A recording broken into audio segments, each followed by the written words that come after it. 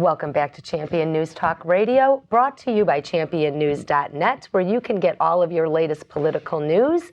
And this is Carol Parisi with our founder, Jack Roser, and Committeeman Ruth O'Connell from Wheeling Township. And we are talking about the enemy of the Republic. And if you go to championnews.net, you can see all of the teachers' pensions and all of the administrators' pensions.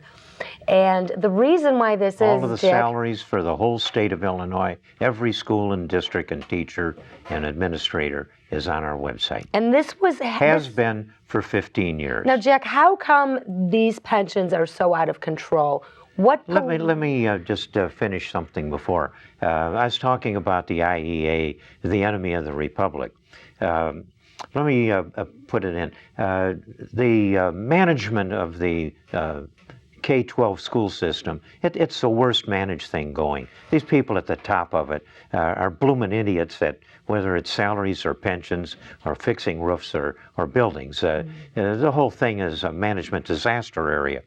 Let me put in a plug for the teachers because this system, the management of it at the top end, the spending, and the bloody idiots are running the thing, it's so badly run. The only thing that's saving it is the fact that many of the teachers in it have their own personal integrity. They do care about the kids. They're doing the damn best they can in a lousy system.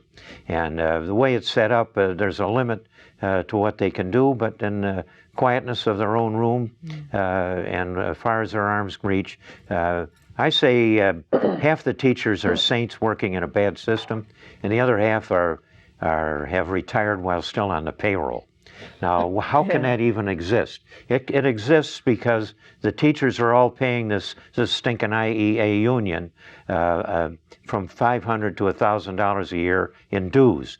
It's been determined at the Supreme Court level that 80% of the teachers' dues are going for nothing but politics. Only 20%, and this has all been worked out and approved at the Supreme Court level, it says teachers should not have to pay that portion of the dues. It is illegal, basically.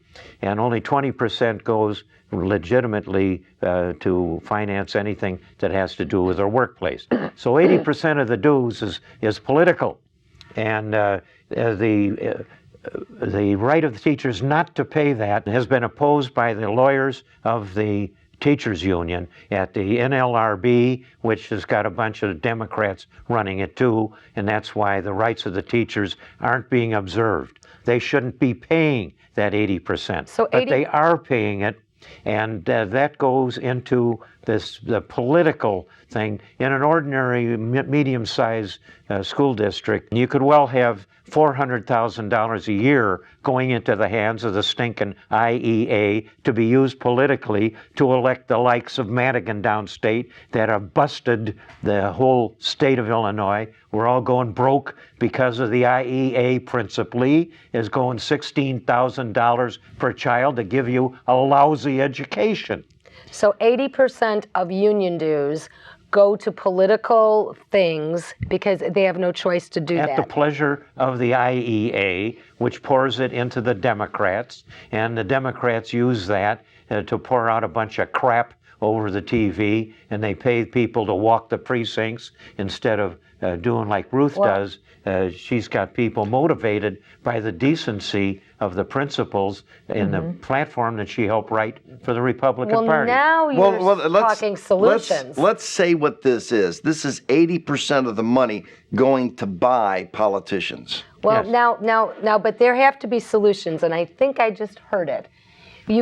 You're against somebody that's getting paid to do this work.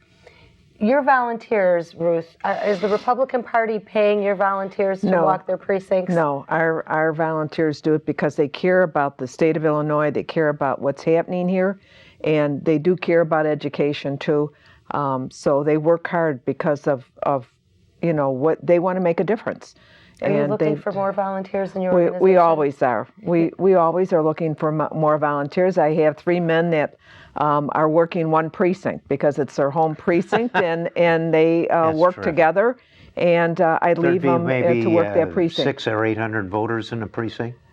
They're about that many. Some are larger than that. They could be up to 1,000 because of the They drew the precinct map, the precincts, and enlarged them so that you would have more. You wouldn't have as many polling places. It was a move to save money on the part of Cook County, and some of these precincts could be up to 1,000 voters. Do you have to live in your Wheeling Township to volunteer for your office? No, you don't.